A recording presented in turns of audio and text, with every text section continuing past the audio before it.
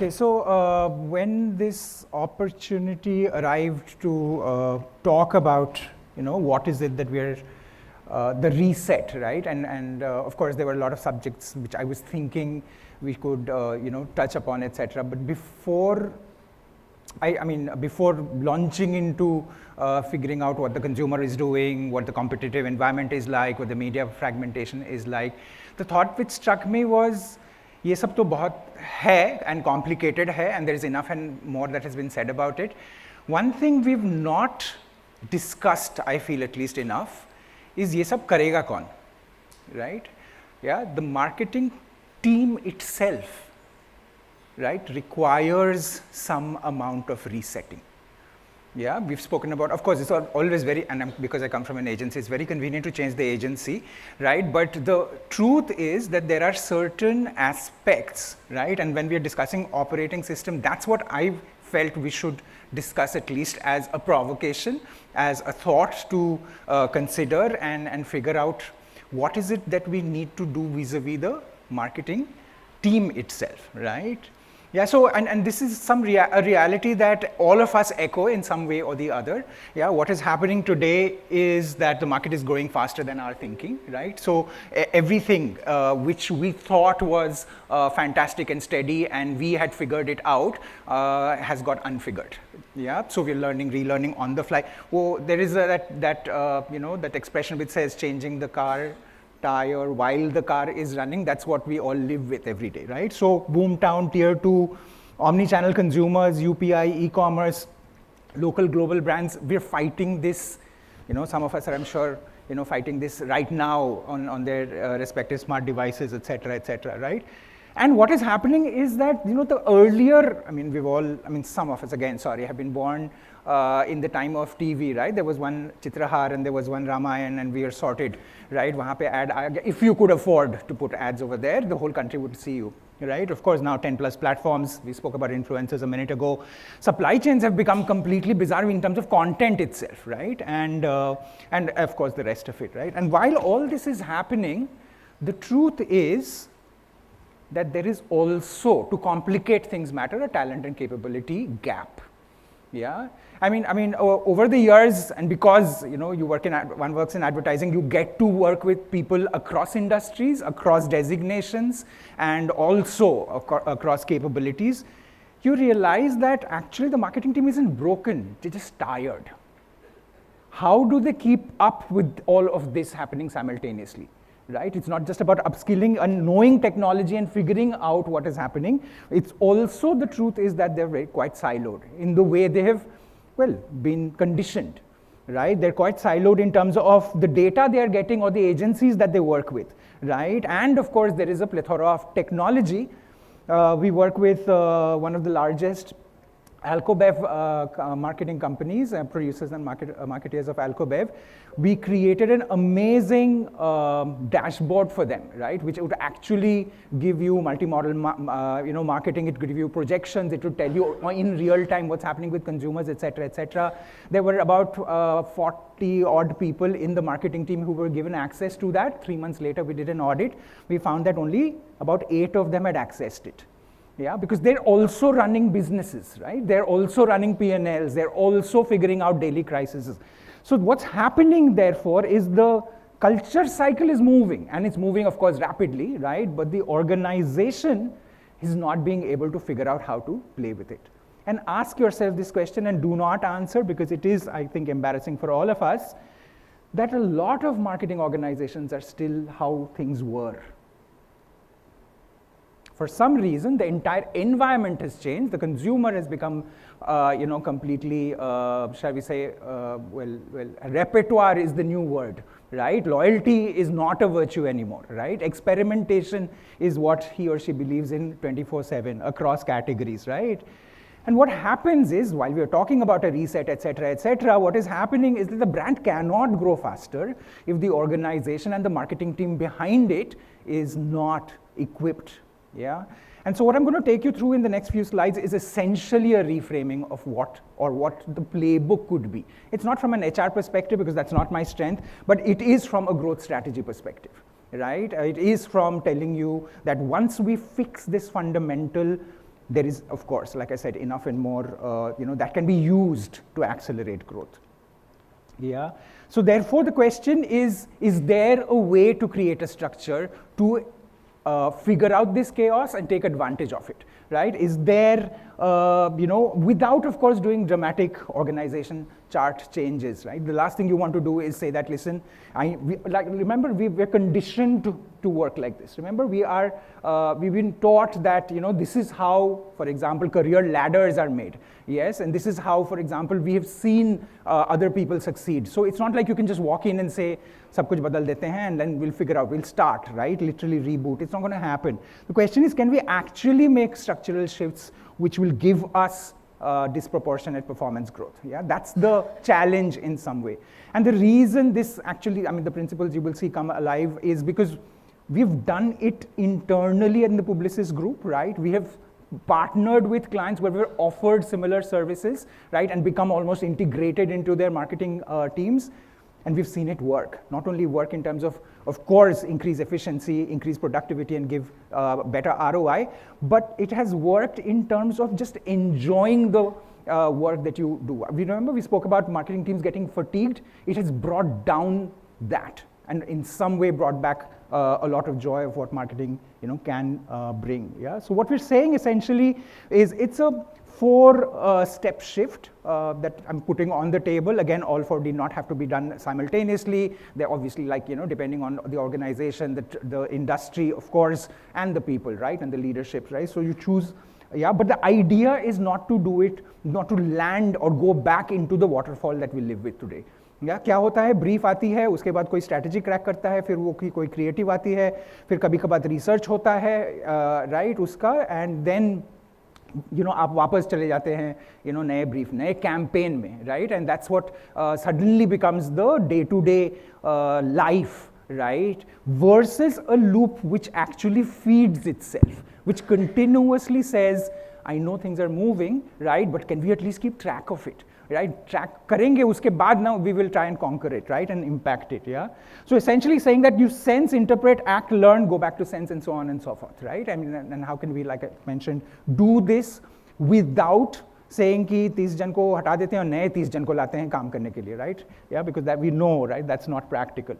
The first thing is what we do or call is the Intel Council, essentially a body of people who come together, existing team members, and of course if you have a communication agency, who the strategy person could be in that. And what they do is essentially meet once a week, not with a fancy presentation, not with 500 slides, etc., but very focused, depending on their domain expertise, come back and discuss what changed this week and what should we do about it. Yeah, we know things are moving at the pace they are. Can we at least put that on the table and take cognizance of it, and then figure out, right, what has to be fixed? So whether it's in terms of weekly intelligence readouts, competition, right, what has changed, right, in terms of distribution, in terms of innovation, in terms of ambassadors that they have decided to tie up with, right? And what is the narrative on content, creative, and commerce that we need to impact? We know performance marketing is doing what it does in terms of giving not only, converting itself, right? But in that also things are shifting on a continual basis. Track that, and therefore reduce decision clutter.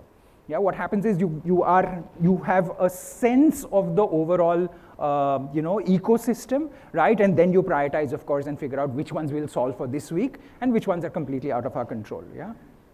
The other thing is, of course, then bring in what we call an experience team, basically a content team, right? And because today, digital being as important as it is in terms of connecting with consumers, engaging with them, and of course, taking them down the funnel into consideration and conversion, right? You need to, it is critical, to actually have an always on agile team, right? Which essentially caters to, most brands have approximately about 100 odd creative assets per month. Figure out how the regional narrative is going to be, right? We know sitting in Bombay doing Hindi for HSM is great, but what do you do for the rest of the country? Yeah, and how do you ensure that there is a cohesion, right? And what about collaborations, right? We again spoke about influencers and how they are impacting decision making on a day-to-day basis, again across categories, right? So what happens is that you ideally operate with a content calendar which is unified and set in terms of direction, at least figure out what your asset bank is, what the brand visual codes are, and who your creator partners are, right? And one of the things is, again, right, all of this need not be done in-house. It can be, Publicis Group, plug. It can be used, with your partner agency, right? Because this is what, a lot of advertising agencies do for a living. So, but the question is, are we recognizing this need, right? And are we going to do something about it? Or, like I said, are we going to keep on trying to catch up as a marketing team? Yeah. And then there is this other piece which we feel very important to keep track of is, what we are calling an insight translator. His or her job essentially is key to figure out the data and give it some sense, give it some meaning, right? Figure out what the trend is and what, if required, the brand action should be, right? And of course, figure out, how to translate them into intelligence notes, right? So whether it's consumer sentiment mapping, whether it's, we were discussing on the table that I was in that, what's happened with Indigo in the last 3 days or so, 4 days or so, right? 50% market share, how can they do this, right? How can they let this happen? What about contingency plans? Where is the plan B, plan C, plan D, right? Where is the communication with your, flyers, right? I mean, why are people still stuck in airports, right? And what is it that, for example, Air India doing now? Because that is the opportunity, right? Nothing against SpiceJet, but I don't fly SpiceJet, right? But it's a great opportunity for them to wake up and say that, listen, the guys you trusted, look what they've done with your trust, right? Have you considered another option? Therefore, competitive threats, and of course, so this again is the advertising agency or communication agency that you work with can absolutely aid the marketeer with. And last but not least, and this is something we don't think enough about, right? We assume कि मेरे दिमाग में dashboard है, right? I will figure the fragments of information that I get. It will get synthesized in some magical form in my head, and therefore the decision will be robust, will be balanced, will be effective. Doesn't happen like that. We are smart, we are intelligent, but we're not machines. You need the help of information laid out in front of you for the patterns to emerge. You need that one look, and that's what, again, we believe in, at least. So for example, we believe there is an important need for almost like a weekly intelligence sync, a content sprint, right? I mean, what is it that you want to, what didn't work last week? Why are we going to keep repeating that, right? It's not going to give a different result this week. So what do we need to change, right, in terms of content? And last but not least, of course, where is the consumer headed next, right? We've spoken enough about AI. I'm sure we have in different forums. I think day before yesterday, I think a Harvard or MIT report came in and said that adoption is plateauing in the US. Yeah, of course, different market, different need, different, various cultural, different other aspects. But the fact is, that one big bubble, right, we were all worried about, at least in the marketing and communication fraternity, right, seems to have also stabilized, right? So things are, like we said, moving at a ridiculous speed. So this dashboard essentially gives you, like I mentioned, a consolidated perspective. कि मेरे life में जो variables हैं, मेरे काम में जो variables हैं, right, how are they moving? Right, and the minute you compare, and this is again coming from the benefit of practice, once you compare, let us say, a month or a quarter's dashboard with the next quarter's, you get a very clear idea of what's happening, and a much better idea than the one you are hoping, your mind will synthesize automatically. So that's the advantage of having that, right? So what we're saying is these 4 elements, right, a core SWOT team, right, coming from, again, existing team members just shifting a little bit of what they do, right? And therefore, and adding an experienced team and a cultural insight translator, completely possible to add from the communication agency that you work with, and of course, a dashboard. This is what gives a continuous intelligence loop, right? Like we mentioned, it's moving too fast, and if you're not tracking it, you're going to be falling behind, right? Because that's the scattered intelligence we are all receiving, right? Because there is enough access. That's not the issue. The issue is with the lack of analysis, yeah? And therefore, of course, giving you speed, clarity, quality, et cetera, right? So what we're saying is this loop essentially has the potential to shift your team's rhythm, because that's what needs help. That's what those bunch of people that you're working with, and therefore whose job is as much, of course, to accelerate the brand as to accelerate your career and your KPIs, right? That's what they need. Yeah, that's almost like the boost. So that's how, instead of becoming overwhelmed, ki bhaiya itna kaise samhale, they become confident, right? Instead of firefighting, saying that, yes, that release didn't go out, that dealer panel landed in the wrong place, and so on and so forth, they end up spending time and focusing energy on leading, right? And of course, moving much faster than waiting for competition to react. Suddenly, there is more purpose in the team, right? As opposed to, like I mentioned, pressure, right? Suddenly it becomes not only instinct. I feel so is not the operative principle, because you have information, you have data, and you have analysis. Therefore, you use intelligence also, and that's how you shape culture. Yeah, so what we're saying is, therefore, for you as a CM or a marketing lead, yeah, what happens is you become much more sharper, confident in the decisions that you're making, yeah? So like I mentioned, you are today, I am sure, but it just adds an edge, and especially, gives you a much more accelerated, faster radar in terms of time to market. The marketing team moves in the manner that it should, which is together and in a singular direction. And last but not least, right, there is a certain pressure the marketing fraternity today has vis-a-vis in the boardroom, right? When you adopt some of these, what happens is that you can actually meet the conversation head on and eye to eye. That's it. Thank you so much. If you have any questions, I'd be glad to take them. Thoughts, reactions also are welcome.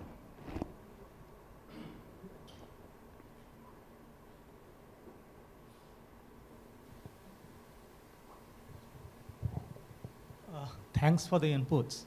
Just wanted to understand one thing. Taken into account that you have already a very strong AI engine coming out, most of these things are going to probably be taken over by AI in 2, 3, max 5 years, right? Okay. Most of the decision-making processes and all these things that you're saying we need to take in today, or we need to have people who are going to take in today. Yeah.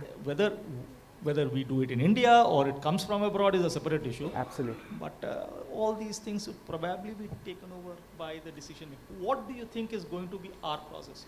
Means you're a global company, you see things. Yeah. So how do you see things? Okay, so there is something we should accept or admit, at least, right? That there is a huge gap between AI hype and AI reality. Yes. Yeah, so there is this Hawa, if you are familiar with the Hindi language, right, which says that they are going to take over and all of that. Decisions are not going to be taken by them. They will lay out options at the best of it, right? The marketing team will still have to put its skin in the game, neck on the block, right? Those KPIs are not going to move because of that machine. And even if it does, and you rely on that, right, somebody somewhere is going to take you accountable, make you accountable for it, right? So decisions still continue to be, thankfully, what the human brain has to account for, one. The other is, remember, AI is great at figuring out what the past is, because it's obviously, built on that narrative, right? And they will give some possibilities of what the future is. It will never be able to give you a zero-sum answer. कि ये करने से आप जीतेंगे is not. It's always going to be probabilities. The truth is, we were doing probabilities much before even coding started, right? We were doing it in pen and paper, and we were doing it through mathematical, equations. But it has hastened things. It has collapsed time. It has compressed effort, and it will continue doing that, right? But I'm not too sure at this point of time that it will literally take over all of this. Yeah, AI is going to be faster, at least it's going to be more powerful, at least 40x in 5 years, 200x in 10 years. Absolutely. Think of it this way. No, I am agreeing with you on compressing time and effort, right? I am just disagreeing on the fact that they are going to be taking the decisions and going to be accountable for it. Accountable, yes. So probably at the top level guy is going to be accountable, but beyond that, down people. Well, thank you. Thanks for you. Yeah, sure.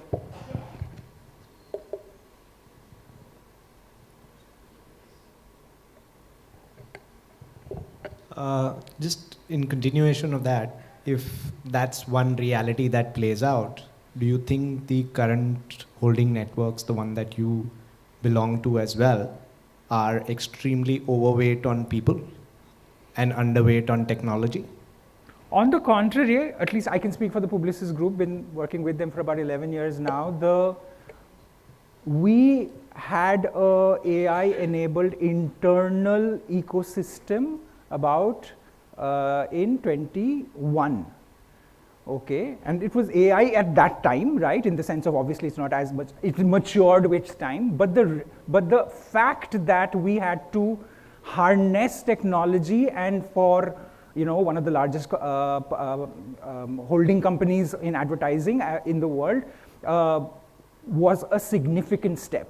And I don't know if you're familiar with that. That was the year we said the money that we put in award ceremonies, right, and entering awards, etc., we will not enter that. We will put that same budget into technology.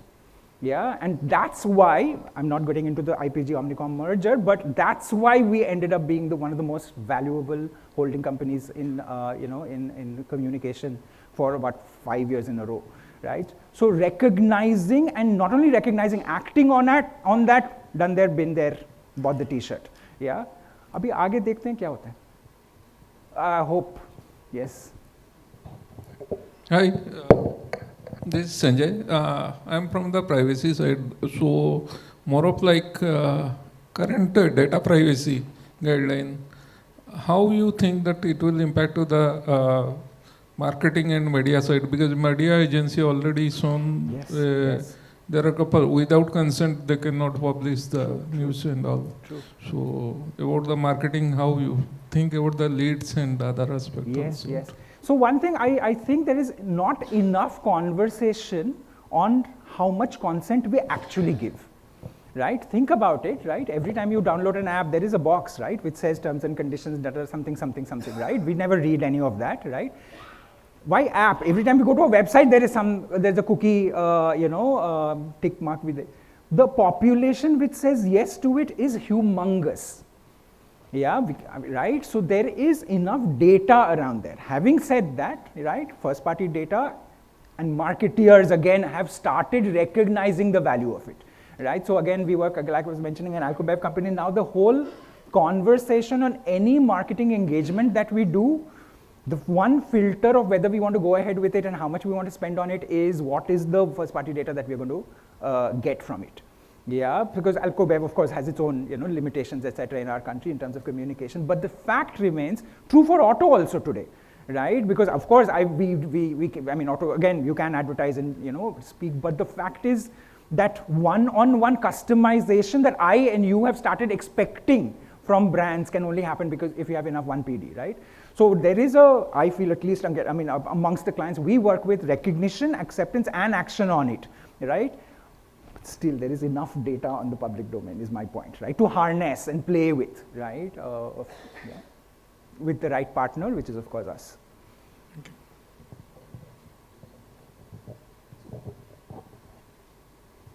Yep. Okay. Thank you so much for your time.